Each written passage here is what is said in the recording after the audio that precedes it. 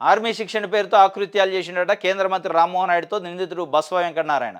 శ్రీకాకుళంలో Indian army calling, నిరవకుడి దాష్టికం, ఉద్యోగాలు ఇప్పిస్తానంటూ అరాచకాలు, వైరుతో విద్యార్థిని చితకబాదుతూ హింసించిన వీడియో వెలుగులోకి. అసభ్య పదజాలంతో నోటికొచ్చినట్టు దూషణ పర్వం, పోలీసుల విచారణలో పాత భాగవతాలు బట్టబయలు, అనుమతులు లేకుండా ఆర్మీ లోగోలు, జెండాల వినియోగం. కేంద్ర మంత్రి రామ్మోహన్తో సాన్నిహిత్యం, వీడియో ఆధారంగా పోలీసుల విచారణ, అరెస్టు.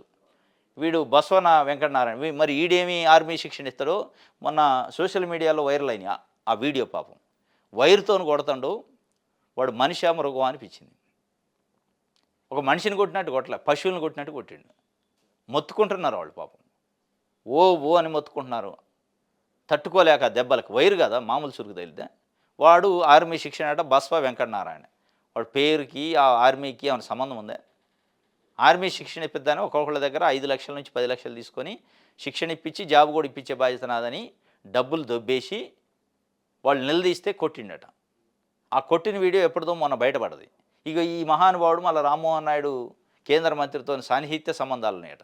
సరే, సాన్నిహిత్య సంబంధాలు ఉన్నాయా లేదంటే ఆయన పబ్లిక్ లీడర్ కాబట్టి రకరకాల వాళ్ళు పోతారు, ఫోటోలు దిగుతారు, అది వేరే విషయం అనుకోండి. సరే, ఆయనతో ఏం సంబంధం ఉన్నది పక్కన పెడితే, వాడు ఒక ఆర్మీ కోచింగ్ సెంటర్ అంటే ఎంత డిసిప్లిన్ ఉండాలి, ఎంత విలువలతో కూడి ఉండాలి.